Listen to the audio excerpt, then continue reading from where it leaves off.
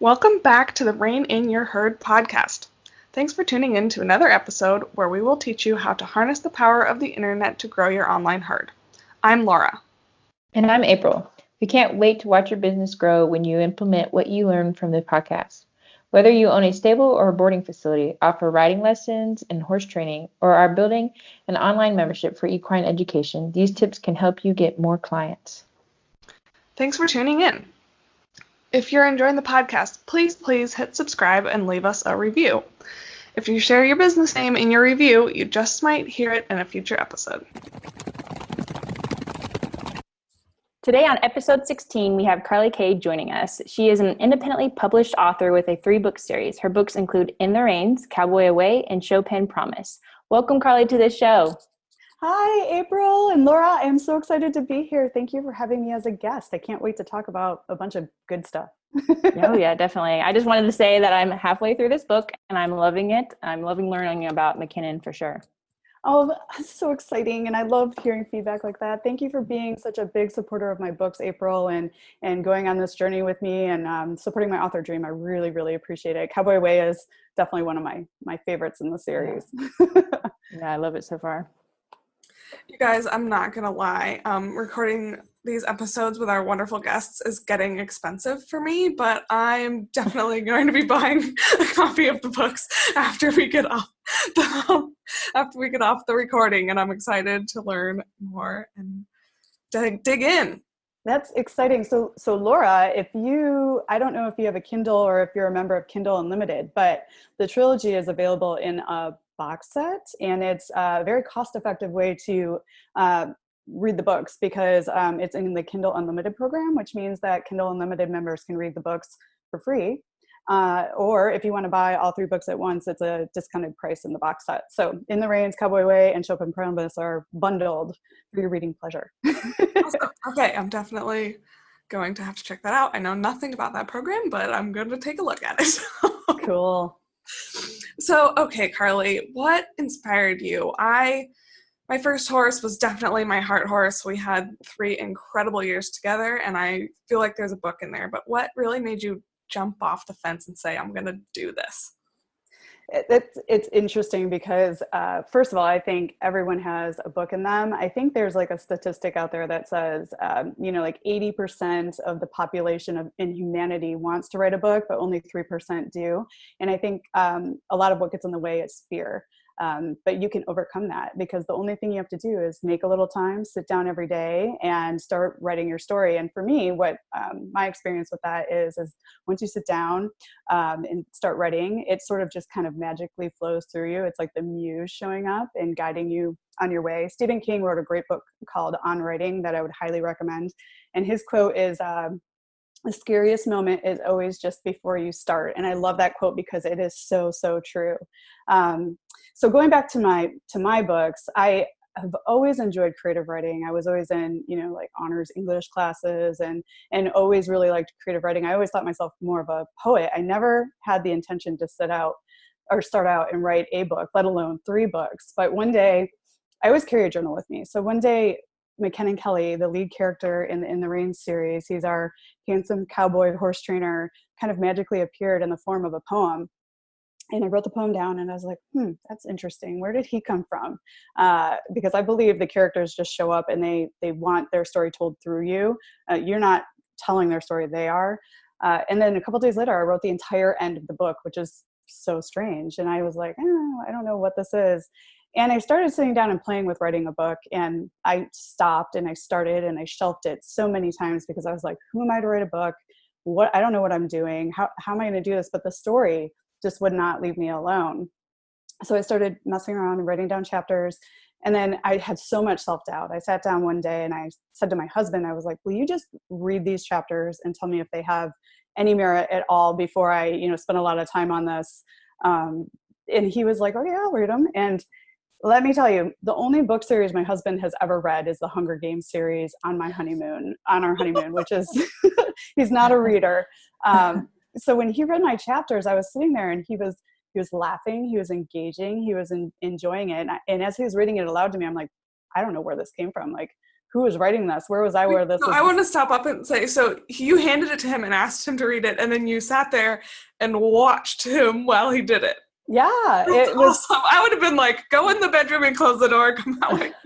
no, but he really. I asked him if he'd read it aloud so I could hear it too, because that's something that authors actually do that helps them out so much, is to listen to their own books, because it sounds different when you're listening to it than when you're writing it. So that it's actually a very helpful technique. So at the end, he put the chapters down. I think there was only 5 or 6 chapters. He put them down in his lap and he said, "Carly, this is really good. You have to keep going." And then it just sort of started from there. I did it because he liked it. And I'm so glad I did, because the book, people are loving the book and they're reading it in a day, and it's gone on to win awards. And if I just overcame that self-doubt and I put something into the world for other people to read and enjoy, and it's amazing. That is awesome. Yeah. Yeah. I know the first book I read, I pretty much read like in a day, and I was just sitting down and reading it. And now after going to school and in my MBA, I was like, oh, I can't read as much as I want to. So I'm excited to finally break into Cowboy Away. Well, that's the coolest thing about books. I kind of believe that they show up in your life when they're supposed to, like when you're ready to receive whatever message they have in them. So, April, and I love to hear, April, that you read the first one in a day. That is so awesome. And then, when you're ready for an escape or a break, Cowboy Away, they're waiting for you. And yes, I think books show up when they're supposed to. So you read them when you're supposed to read them. Definitely. Oh yeah, definitely. So what has been probably the hardest part about promoting your books online? I think the hardest thing about promoting your books online is there's so much noise online that sometimes you feel like you can be putting your posts or your content out into the world and not know if it's even reaching anyone. So that's why I think comments are so important on what you're doing when you're marketing anything, to know that it's resonating with people and they're out there and they're seeing these things. So I think that has been difficult. Also, I have a PR background, a branding background, a marketing background. So I know how to do all this myself. But the thing about that is, when I'm promoting my business and my books, I'm not writing. I'm not continuing that journey and getting the next book out for readers. So it's a very delicate balance between being creative and then promoting your work. So I think that's an important thing to think about. So what I do is I write first thing in the morning. That's when I'm most creative. That's when I'm fresh. That's before I get tired. I don't really feel like writing after a long day of looking at a computer. So I do that first thing.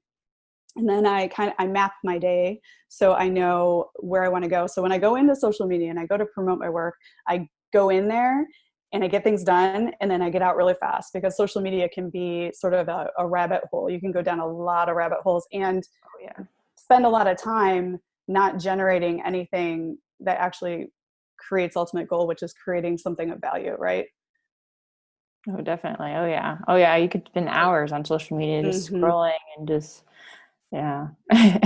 Well, and that's sort of how it's created. That's the function of social media. It's sort of like the slot machine in Las Vegas. It keeps you that dopamine. It makes it so you want to be on there. It's addictive on purpose. Right. Yeah, I have to catch myself all the time, because like I'm going in and I'm checking on a client's things, I'm on 30 different social media things a day, and I have to say, okay, why are you here? What were you going to do? Get it done and get back out, because it's so easy to get sucked in. And to that point, a social media post doesn't last that long, right? Right. So it lasts just a few minutes and then it sort of fizzles out and gone. But when you're creating valuable content like a book or a blog post, or it kind of lives a lot longer. So I try to look at what am I creating with my time during the day that has value, right? Rather than just like a 5-second social media post, I can be creating a whole chapter in a book. Yeah, that's a really absolutely. That is perfect, because we've noticed that you are everywhere. You're on Instagram, you're on Facebook, you've got your email list humming, you're blogging, you're on YouTube, and now you're podcasting. So when you say of course you're creating tons of value, but that is a lot. So how do you keep up with it? And kind of tell us how that evolved. Like, when did you know you were ready? to grow? Yeah, that's really interesting. So, I do have a presence in a lot of places, but I don't pressure myself to be in all those places every day, all the time.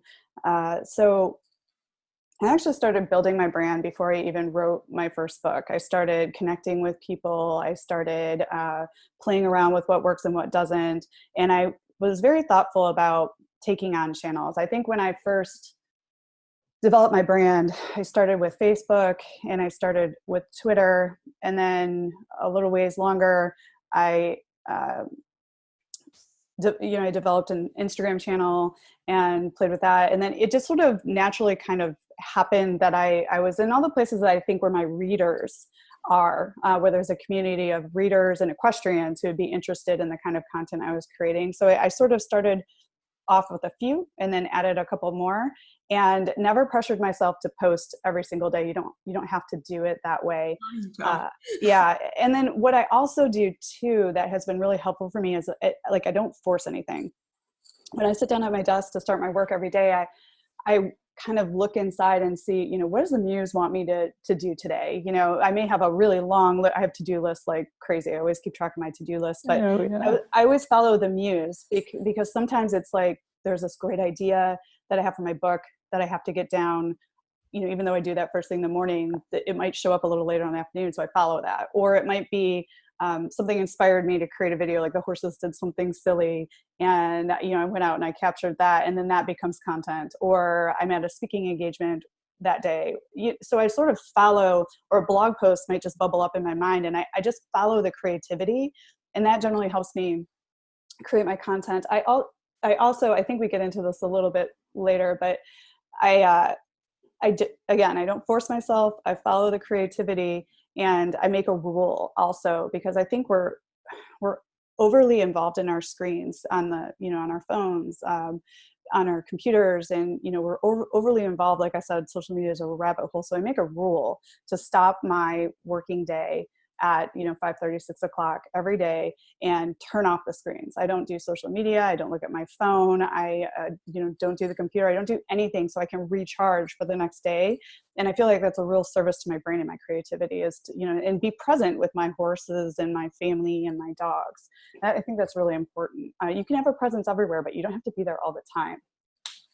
I love that. Yeah, that's definitely my goal when I move back to Texas, since I'm all different time zones right now, and just kind of having that cutoff time is hard, especially when, it's evening time while we're recording this and such. So that's my goal when we move to Texas, is to have more of a set schedule. But I also liked how you pointed out that you just kind of followed where your readers were going. And that's the biggest thing we always like to tell our clients too, is like, go where, your audience is. Don't just go there because you want to. Like, what's going on? What's just telling because you to you go know there? how to make a Facebook post and you don't know how to make an Instagram post doesn't mean that's where you should be. Yeah, definitely. Oh yeah. Yeah, and that's a great point, April. Knowing your audience is the most important thing you can do when you're looking at where you want to be online. I mean, where is your audience? Where is your community? And I think that's a very important thing to do first. Before you set up all these accounts and do all these things, know where your community is, and that's a really important step.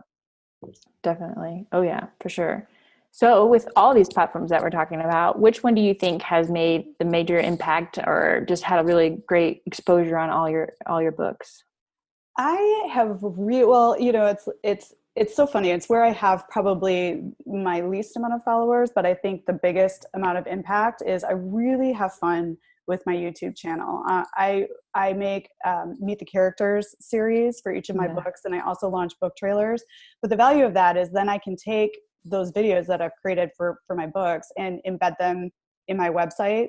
So because people like video, any video, because the video isn't just for YouTube. I take those videos and I also share them on Facebook, or share them on Twitter, or share them on any of my other channels. You can pin them on Pinterest. So video has been a very important part of my strategy. I think video tells a story better, and I think people like to get to know the characters before the book even comes out. I also do like book cover reveals, and obviously my podcast is a big part of my YouTube channel now, and I've seen a lot of growth since I started my podcast. So YouTube has been very valuable, but not just YouTube, but the video content that I am creating for YouTube, because it also feeds my website. It feeds my other social media channels. It feeds my blog posts. Like I'll take a video and I'll make it a blog post and I'll build around the video that I created. So video has been a very important part of my strategy.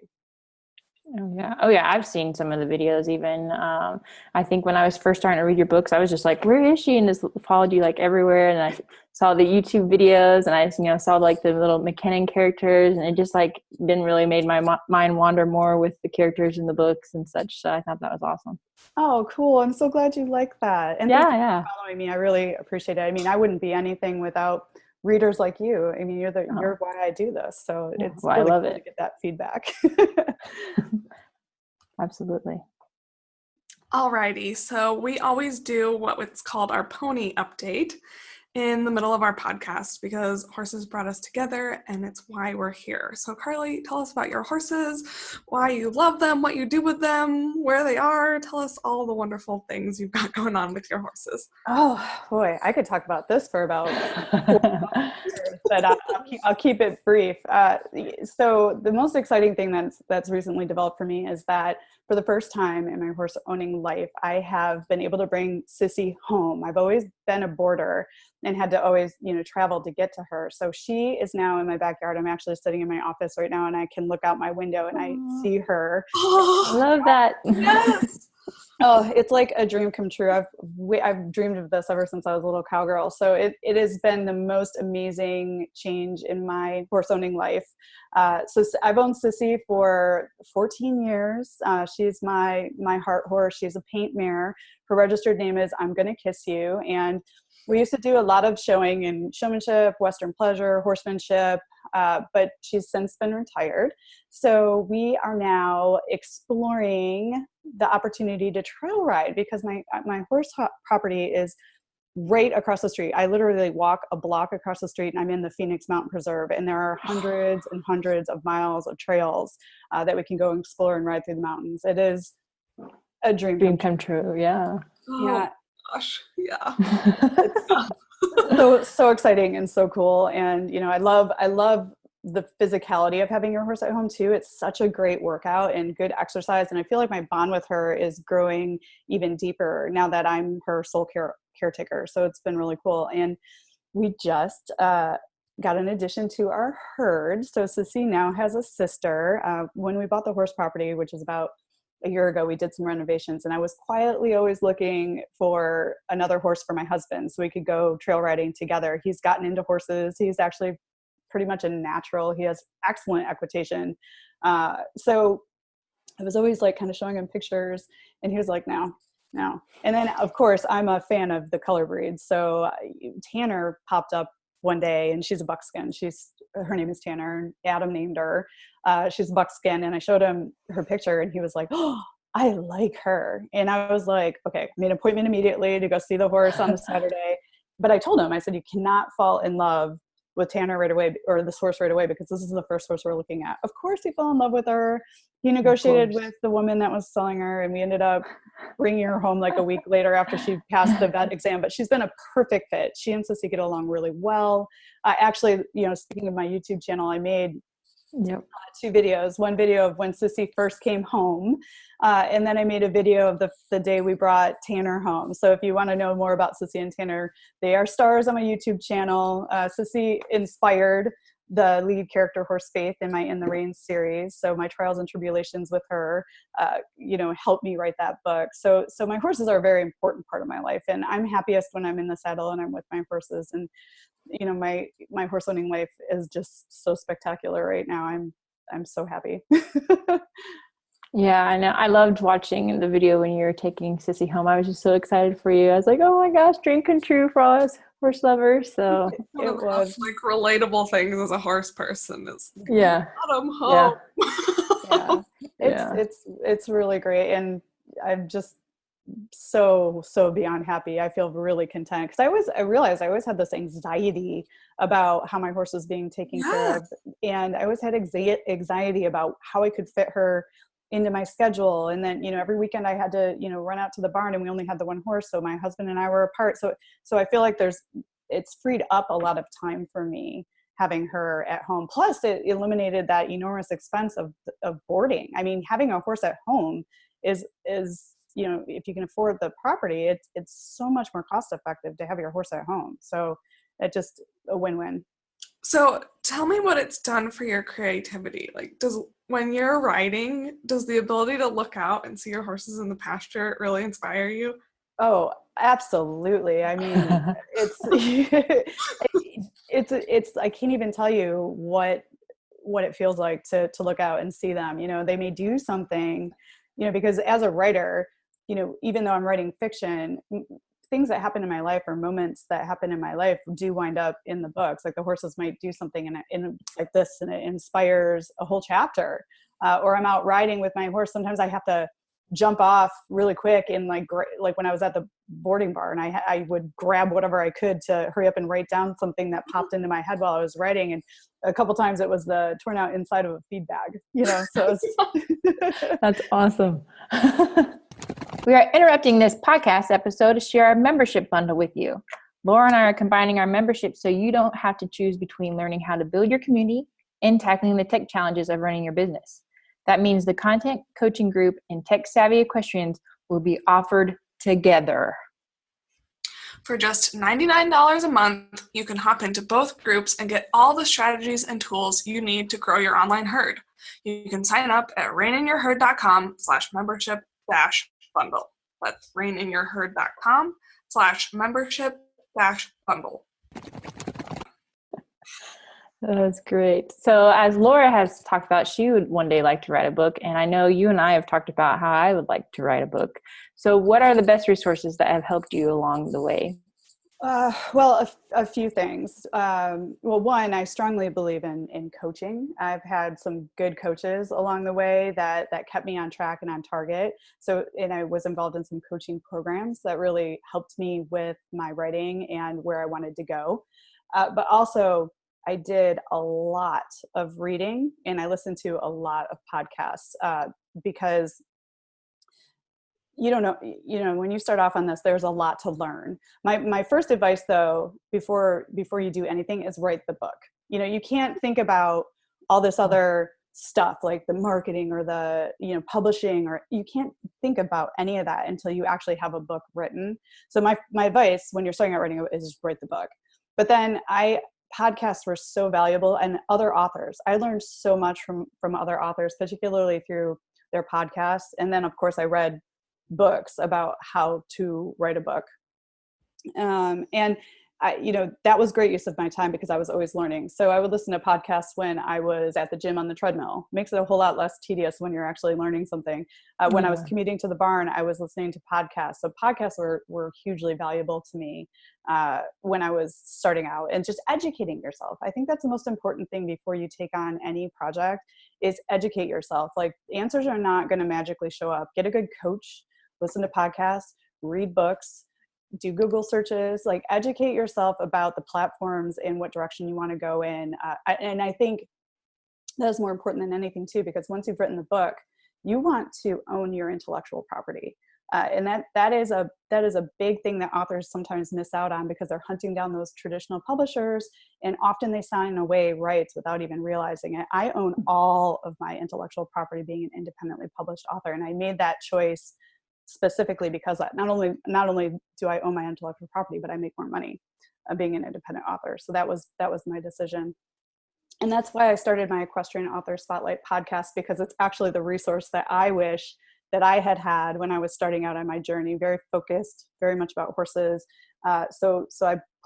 And I believe in authors uniting. I think we're stronger when we work together. So it's a place for people to have conversations about what's working for them, how they got going, how book cover design, marketing tips, just the whole gamut. And that's what I wanted it to be, as a place for people to learn, because that's the sort of thing I was looking for when I was starting out.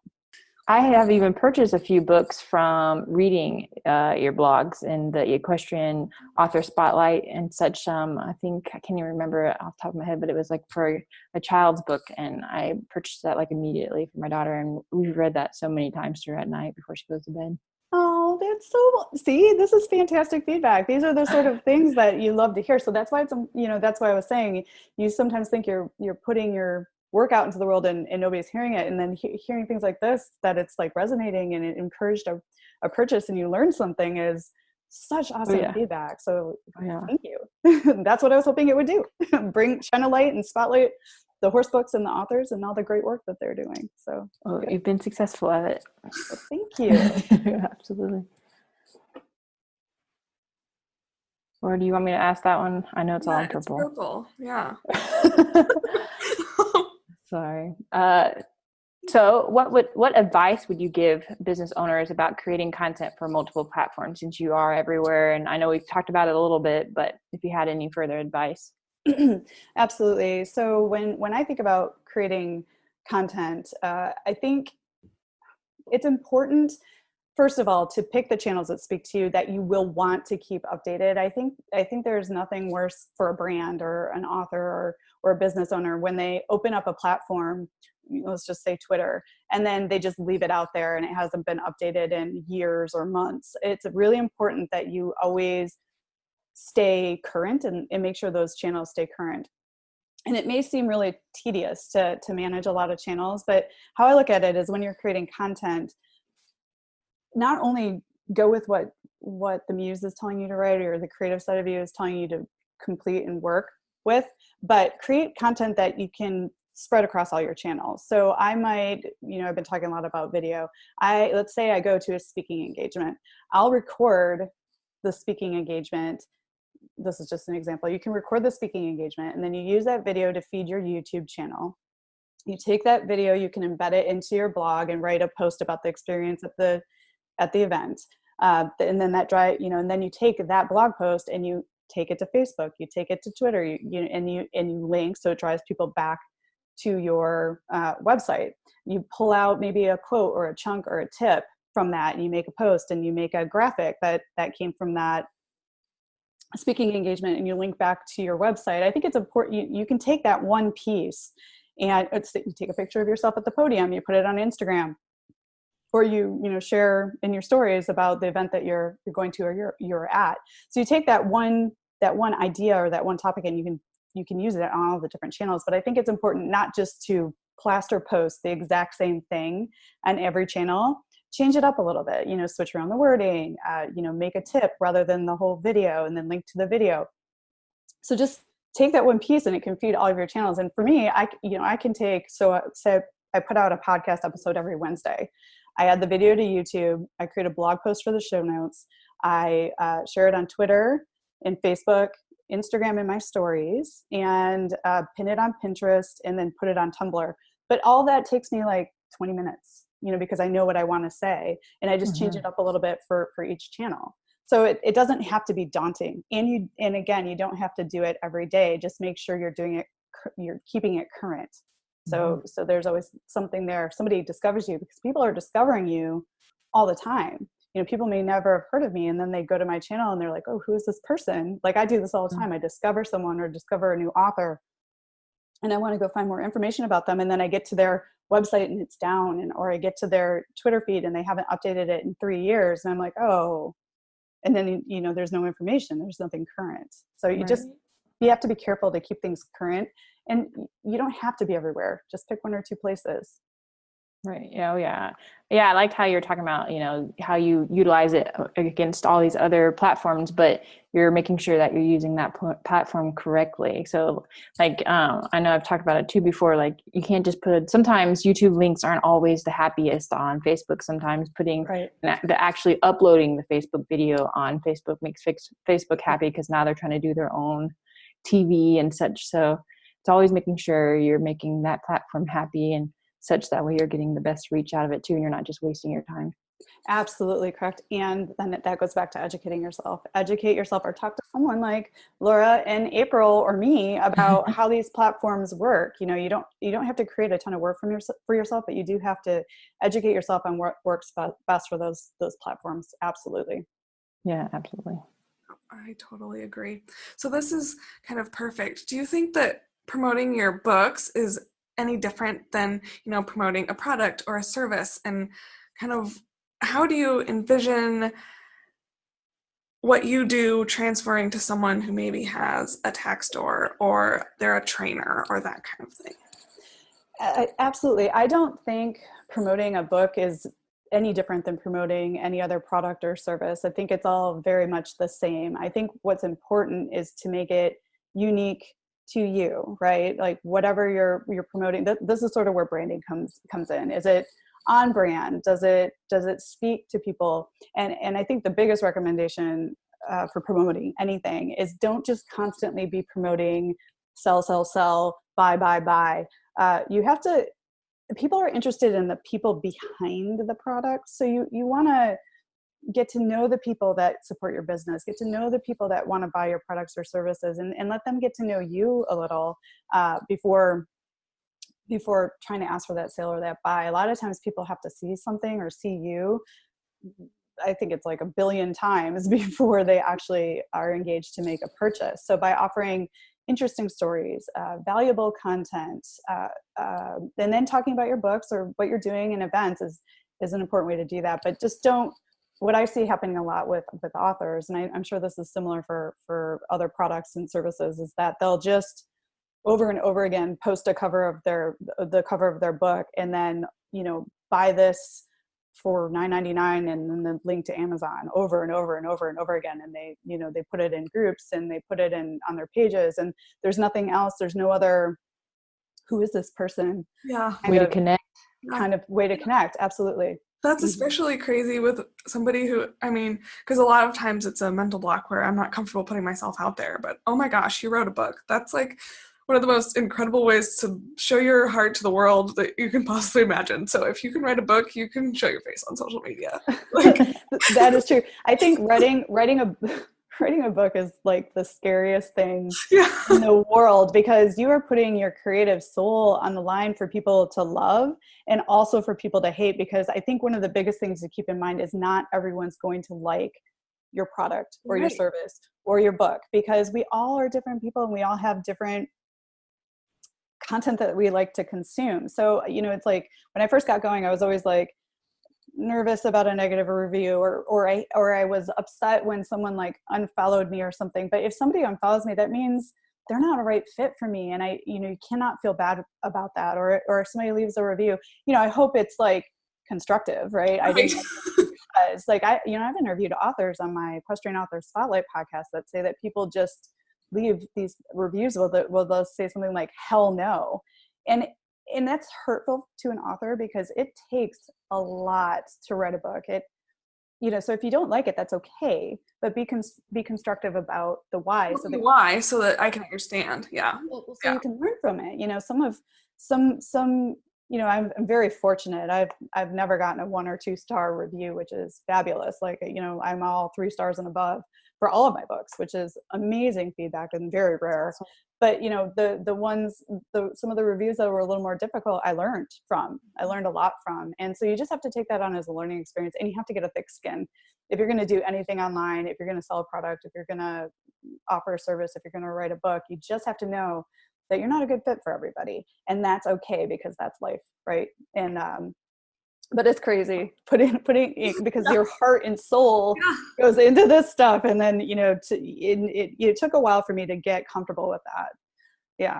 It's like being really vulnerable, and that's really hard, especially when like so many people are going to be reading it.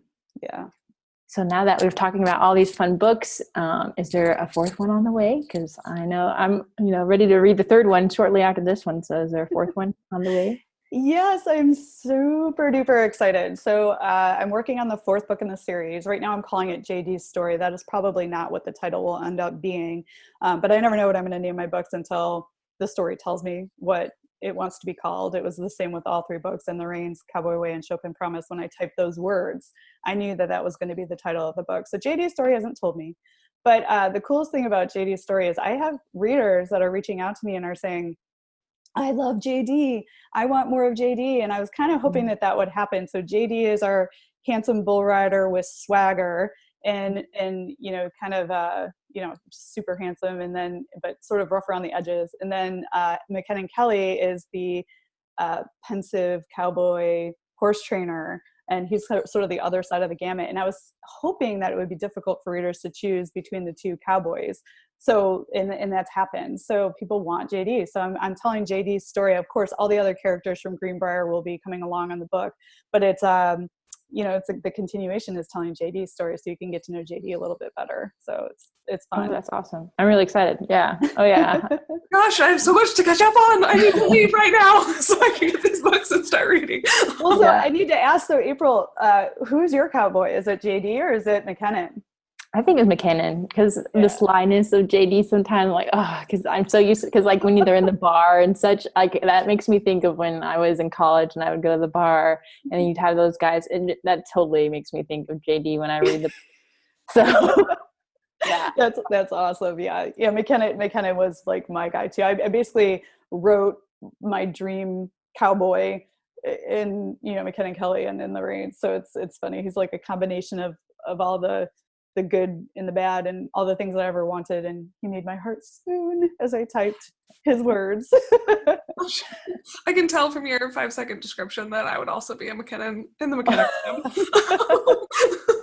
I think you'll like all the girls like McKinnon for sure, but there are the JD fans too. So, and JD has a heart. You just haven't really seen it yet.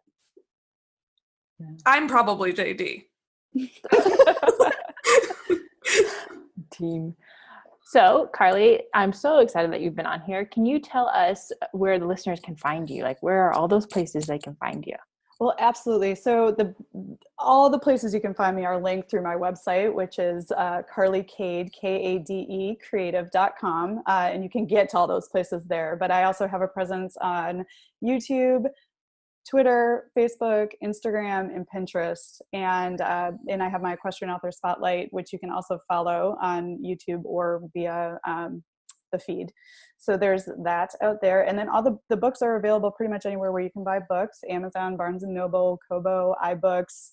They're everywhere and pretty easy to find. So I really appreciate being on the show, and I can't wait to hear, April, what you think of Cowboy Away and Chopin Promise. And then Laura, please let me know if you come along in this adventure, how you're feeling about the books. I really love hearing from readers. That's why I write these books, to provide escape, because I know how it feels to get lost in a good book. And that's what I was trying to do. I fast reads, ones you don't want to put down, cliffhanger chapter endings that make you want to read more and be like, how many more pages? So I write my chapters short too, because I don't like those chapters when you're tired and you want to go to bed and you're like, how many more pages is this? So I write fast, quick chapters so you can just gobble them up. I like that. When I'm in the doghouse. Having the little one, it's like, a quick chapter. Okay, I can put it down real quick and then go do what I need to do. Yes. That's perfect. But I have no self-control at all. So if there's a cliffhanger at the end of a chapter, keep reading. And so when my husband's really mad at me because I left the light on until 2 a.m., I'll talk to Carly. Well, a true book lover will do that. So yeah, that's what I did. I did it on purpose because I know what it feels like to get caught up like that. Yeah. I'm so happy that you've written these books, because I grew up reading like the Thoroughbred series, Heartland series, all these horsey books, for like the teenage girl. But now, older, I'm like, I want something different, and this is just perfect. Like, I'm so happy that you've written these types of books. And now that, because there's just a few more authors too that I really love on Instagram too. And as soon as I found, everybody's like, okay, I'm buying all these books. So I'm so happy. Well, thank you for supporting us and reading our books. I mean, that we wouldn't be where we are without you, for sure. And I basically wrote the books I wanted to read because I'm the same way. I grew up reading these books, and there's a lot of YA and a lot of books for young people, but there aren't a whole lot of equestrian fiction for adults, and that's why I took it on, because I could not find that sort of book on the bookshelf. So I wanted to create it. Well, thank you so much for being on the podcast, Carly. I'm so excited. I cannot wait for all our listeners to hear this episode. I think they're going to really enjoy it and go out and buy your books. Awesome. Well, thank you for having me. I really enjoyed speaking with you, and you guys are doing great things. I'm learning so much from your podcast as well, and your Facebook groups and all the things that you're doing. So thank you for sharing such valuable information with people like us, right? Any business owner, whether it's an author or a service provider or a coach or anything. I mean, you guys are doing a lot of great work. So thank you for that. Oh, thank you. Thank you. Thanks again for listening to this podcast episode. To find out more information on our podcast episodes, make sure you check out our website, reininyourherd.com. You can also find us on multiple social media platforms such as YouTube, Instagram, Facebook, and Pinterest. I'm April Hardiman, and I'm the owner of Make It Rein, where I help equine businesses grow their exposure online, either through social media, email marketing, SEO, membership websites, or all the techie stuff. I'm just your average tech-savvy equestrian. And if you want to know how to grow your herd, make sure you go check out my Facebook group called Grow Your Herd. And I'm Laura, the Word Wrangler. I help horse business owners grow their online communities without being slimy, salesy, or sleazy. I love writing and telling online stories and teaching other people to do the same. So that's exactly what I do through my business, Unbridled Content Marketing. If you want to learn more about creating a community around your business, come check out my Facebook group, The Word Wranglers Community.